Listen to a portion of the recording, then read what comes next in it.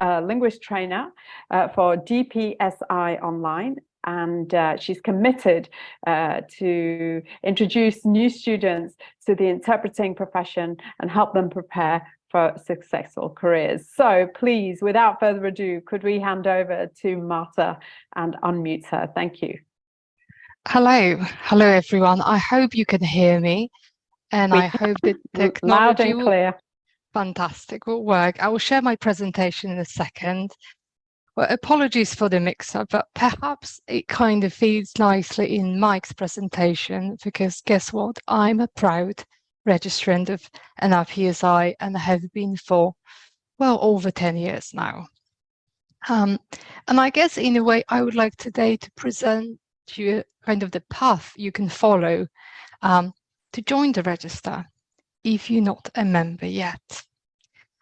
If I can just share my presentation with me, so bear with me a second. I should be able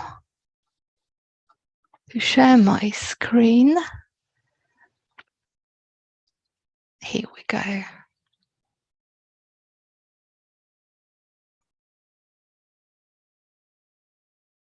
Can we see my presentation? Is that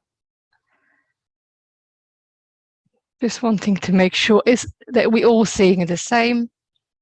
Yes, yeah. We can see yes, that. Fantastic. Thank you for that. So firstly, I would like to thank you, the Linguist Collective, for having me here. My name is Marta Leigh, and I've been working as a Polish interpreter and a translator for over 15 years.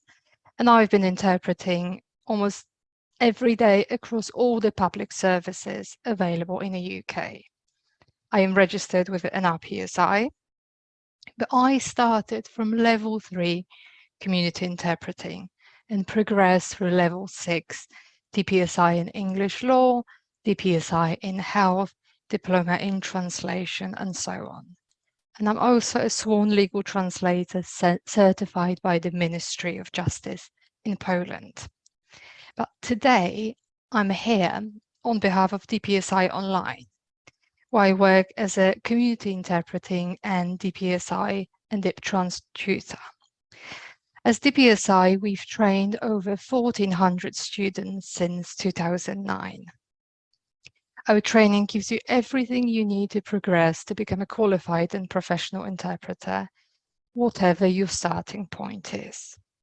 We get lots of students from within the UK. We also get students from outside of the UK, even though these qualifications mainly focus on the UK system. And I'm here to tell you how to enter this exciting profession or how to progress through it. So before we start talking about interpreting as a qualification, I would like to kind of, as a side note, really just to distinguish the difference between interpreting and translation.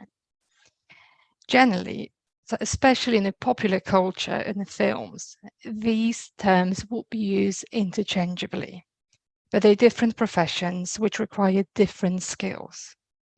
So if you're thinking of becoming a translator or an interpreter, let's find out what that difference is.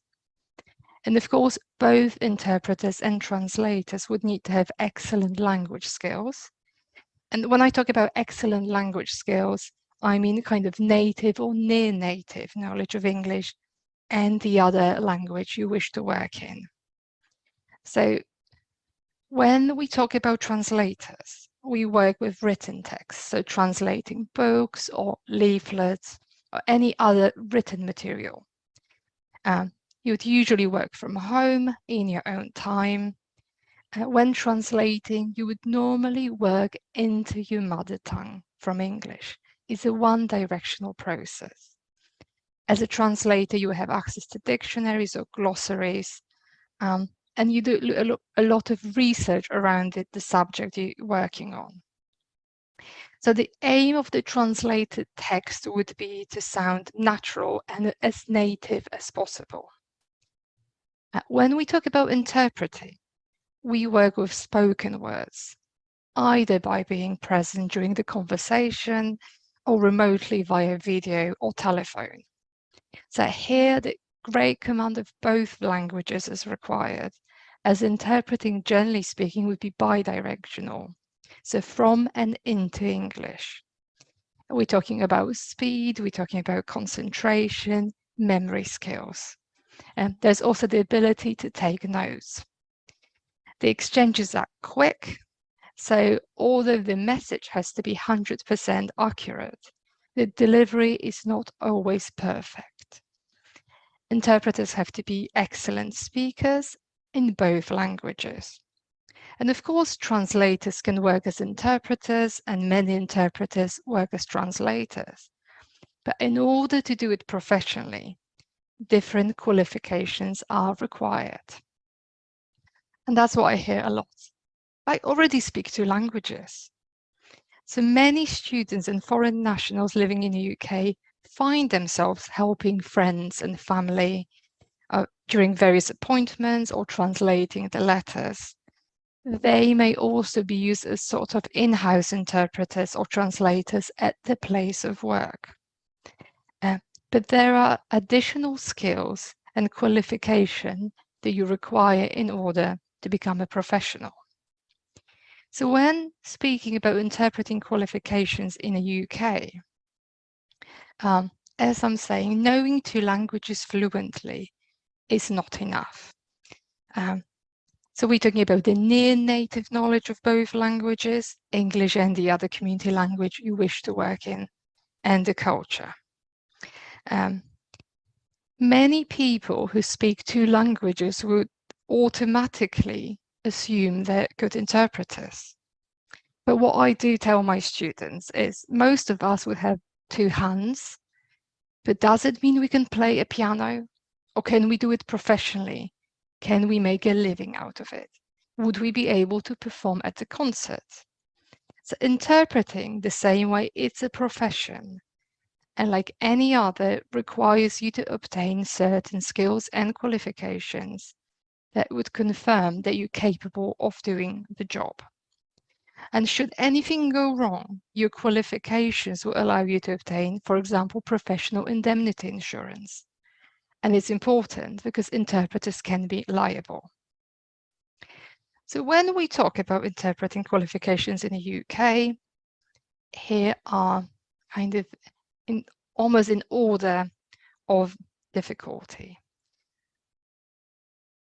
Okay.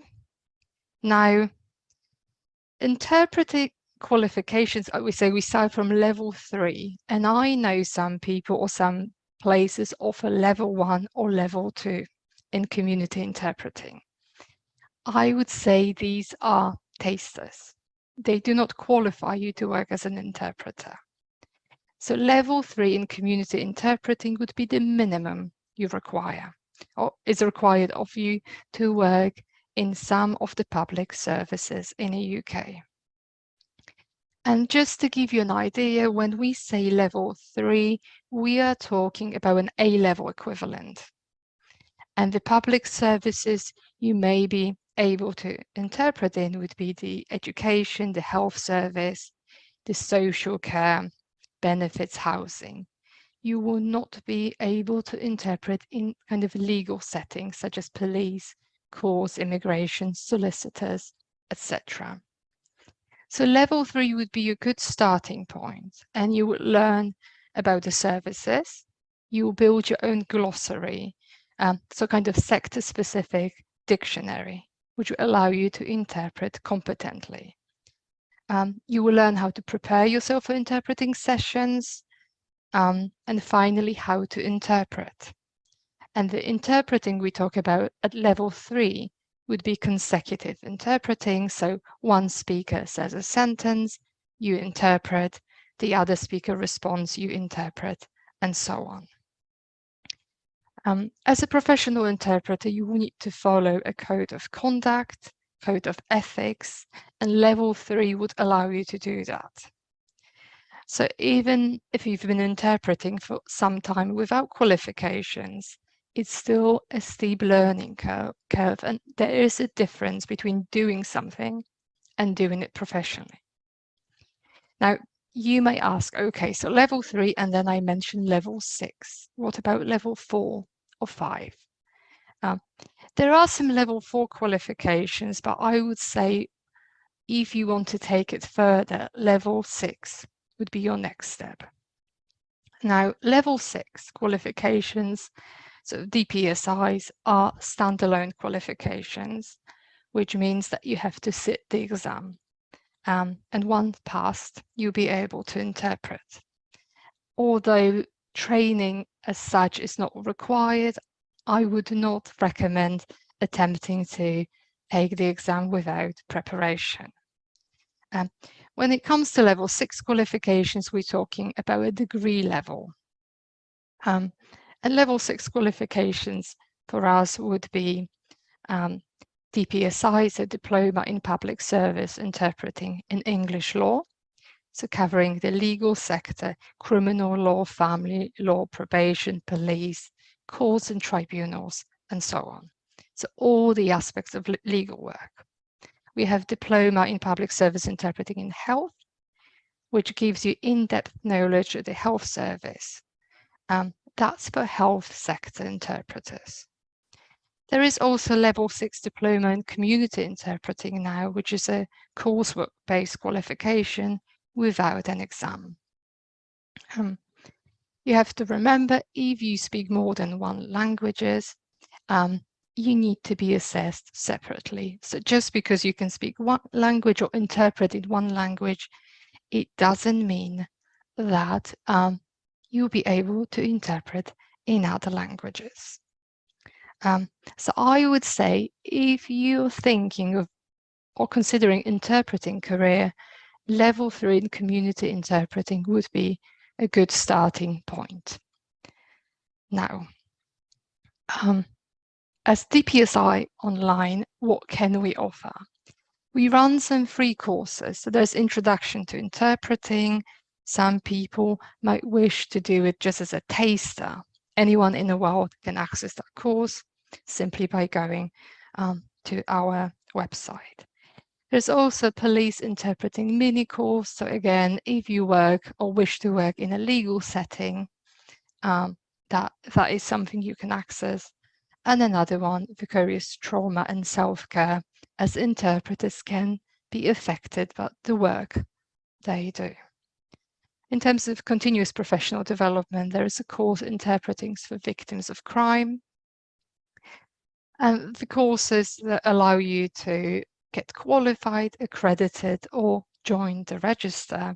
So level 3 in community interpreting, level 6 courses, so DPSI, or Diploma in Public Service Interpreting, or DCI, which is in community interpreting, either in law or health.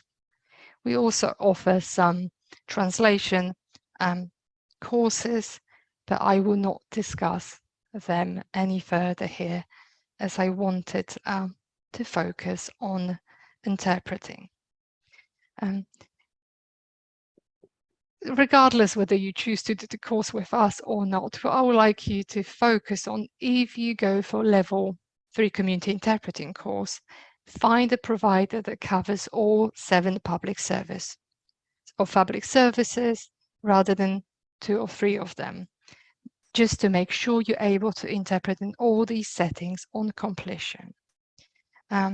It's also good to have access to language assessors, which allow you to practice in your own language.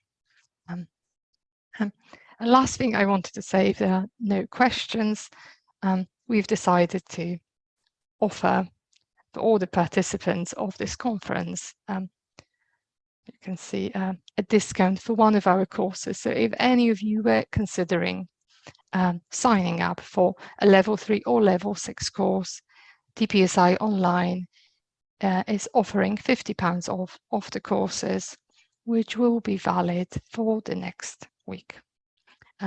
If you've got any questions, feel free to ask now or just pop us a message. Thank you. Marta, thank you, and thank you for sharing all this information. Very valuable to all those who want to join the profession. And congratulations on welcoming new talent to the industry, supporting new talent to the industry. You're clearly making a difference. Thank you. And apologies for going for speed of light, but I just try to squeeze as much as I can in those 10 minutes that I might have run over slightly. No, it was very clear. Thank you so much. Thank really you. Appreciate it. So now I'd like to read out a few messages that we've received. Oh, we've got Rahil. Please go ahead. I believe you have a question. Go ahead. If we just need to unmute Rahil. If you ask to be unmuted, I think you can. Can you hear me now? Yes, we can. Please go ahead. Thank you. Thank you very much for the very interesting presentation. I do have a question regarding the qualifications, please. The level 6 qualification, I think there is 2 sections, one for health, one for law. Do you think, for example, if we get one, like in health, can we work in law? And I think also there's level 7, that is the qualification for translation, not interpreting. Does it also make us qualified for interpreting? And thank you very much. Thank you, Rao. I wish it did, but in a way, we wouldn't like a surgeon or doctor to be a judge, you know, at the court and vice versa. And I guess the same applies to interpreting. Just because you qualified in one thing, it doesn't make you qualified in the other. For the very valid reason Mike mentioned, that you're accountable, that you're professional. So unfortunately, you would have to either choose or do both at some point. Now, when it comes to level 7, that's translation qualification, there's also now level 6 as well, translation qualification. Again, translation is not the same as interpreting. When we assess in translation, generally, for example, diploma in translation is one directional. So you would interpret from English into the other language or vice versa. It's very specialized. It's a different skill. So again, just because you're a translator, it doesn't make an interpreter, and vice versa. Or the many people combine both professions, but you will find as well that naturally you probably find one more rewarding or you're more talented. I would say people find their niche. So once you start interpreting and translating, you realize what's your strength or what gives you what's more fun, I guess. Thank you. Thank you for that. Can I just add something on that, actually, just to say that there are a really wide number of registrants that have got a DPSI law, a DPSI health, and also a DipTrans, so that they are professionally committed to each of those particular paths. In the same way that a DPSI in one language does not then free you to operate in other languages. We have registrants who've got 5 different languages registered because they want to be registered for each of the languages that they operate in. Thank you, Mike. Really appreciate that. Thanks for the contribution. We have another hand up. I'm afraid I don't know this language, so Andre, if you could unmute yourself and please go ahead if you have a question. Please go ahead. I think we have lost Andre. So what I can say at this point is if you have a question for any of our guests, including Marta, about any aspects of what we've discussed today, please feel free to email LC, or you can also submit any questions via the online form that I mentioned earlier, which you can find on the LC website. And we did post a link to that in the chat. So if you go to the chat option at the bottom of your screens, you'll be able to see that. So Marta, once again, thank you so much. It's been a pleasure to have you and very, very informative. Thank you so much for sharing that information with us.